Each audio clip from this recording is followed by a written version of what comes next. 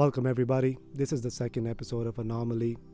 I wasn't going to be doing one this soon, but I'm sort of forced to do one in wake of this video that's surfacing about the cold-blooded murder of George Floyd. Last video I was super excited, celebrating Eid. I was happy. It was a great day. And today I'm the exact opposite. Today I'm upset. I'm furious, and rightly so. I'm sure some of you guys have seen the video and seen what's been going on it. For those of you who haven't seen it, pretty much, George Floyd, yes, carrying out or suspected of some criminal activity, forgery in progress, they call it, in his car, under the influence, gets taken out, gets put in handcuffs, and then is seen on the ground with an officer kneeling with his knee right on his neck. George Floyd pleads, he can't breathe. Officer let him go. Yes, he's under the influence. The officers could have thought, if they thought he was a threat to them, which they say he was resisting arrest, yeah, sure. You put him in handcuffs. He's no longer a harm to you. He's on the ground. You don't have to put your knee on his neck. You can put a knee on his back, whatever you're trained for. But putting a knee on his neck, not for 1 minute, not for 2 minutes, not for 3, 4, for a whole 8-minute video, the officers put his knee on his neck, one officer. And as he's pleading for the officer to let go, he can't breathe, it's completely ignored. He's just being assumed as this crazy criminal that's going to threaten their life. And sadly, we see him go unconscious at one point. He's not responsive and pretty much died on camera. People are losing their minds. People are furious. I understand. And this is not the first time something like this has happened. So I'm glad that this was recorded. It was recorded. It's on the internet. Everybody's seen it. The mayor has come out and said this is absolutely horrific. It's wrong at every level. What was done? Those 4 officers were placed.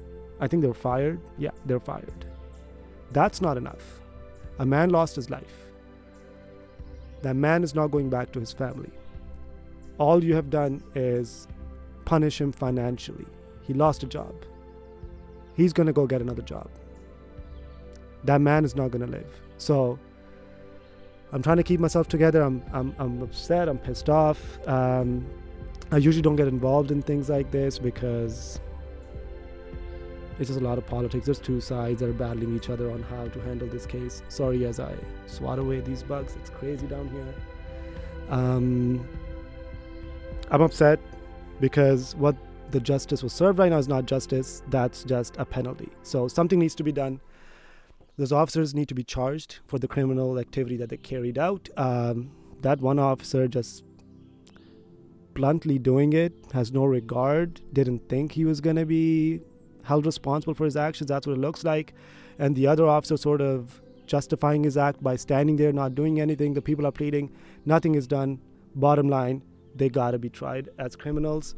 They need to be charged, and that would be justice. And even then, the family doesn't care if the person is in jail. They lost a son, a sister lost a brother, so you'll never be able to bring that back. America needs to step up. We're here in Canada. I'm sure some sort of police brutality or racial discrimination exists, but we don't see it as much, or maybe it doesn't exist as much. But America is a well-known fact that this happens all the time. So this is just for awareness. Celebrities have come out and said it. Everybody's come out and said it. Enough is enough.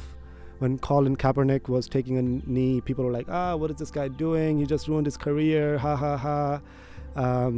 This was what he wanted to do. He wanted to raise awareness for this happening all the time, and it goes unseen, and it needs to be brought up, and people need to be held responsible. People need to be better trained. There's so many other ways he could have handled the situation, but whether it was racial profiling, it's obvious it's racial profiling. You're assuming him to be a criminal before even trying him according to your judicial system. So what I want to also talk about is how the people are reacting. I understand. I'm upset. You might not see it, but I'm furious. But the way people are reacting, there's a lot of riots going on.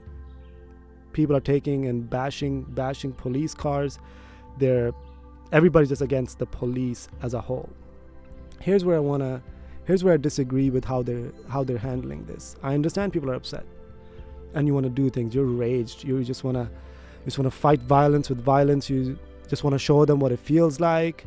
However, you're sort of doing exactly what they are doing. You're generalizing a couple of people's action and then saying, hey, police as a whole are bad, so I'm going to start acting against all of the police. Instead of focusing your energy on getting those 4 people convicted, people are just bashing all the police cars. People are saying all cops are bad and just exerting this violent energy towards them. You're pretty much generalizing the same way that they are generalizing black people in America. They might have encountered a couple of bad apples, and now they're saying, oh, because of that, I'm going to assume all of this race is criminals. And when even a little bit of crime happens, they're just going to be violent. Oh, he it's a threat to my life, like they love to say. So I disagree with how it's being handled.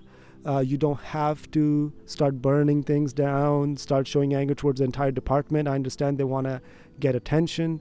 You want to raise awareness, but there's better ways of doing it.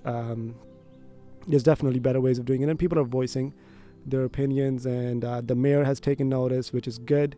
I'm sure the chief is going to take notice, and other than just firing them, I'm sure things will be done.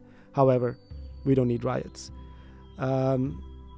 That's pretty much it. I don't have a solution to this. If we did, we'll be in a much better position as a country in USA. But I hope they figure it out. Training, whatever it's got to be done. This cannot go on any longer. Cases like this are popping up all the time. First Ahmed Arbery, and now this. This is happening too close to each other. These events are not even like a month apart or a couple of months apart, and now this is happening. So I mean, all we can do is talk about it. So this is what this episode was about. We're here at Lake Fletcher. It's a beautiful evening, other than the bugs, because we're in the deep woods. This bug spray is not helping, but it's a beautiful lake. It's nice, calm water. The weather's perfect. I just wanted to share my opinion on the whole situation with you guys. The next video will be a little more about how we spoke about personal growth, mental health, coping with this time that we're in. And again, we might have a guest. It might be me again. But I hope you guys are keeping safe. I hope you guys can cope with the situation of this video and not act out of anger. Think with a clear mind. Think what's the best way of finding his family justice. And I'm sure that's the best thing George would want for himself. Anyways, thank you. If you haven't subscribed already, please subscribe, like this video, and we'll be talking to you soon. Thank you.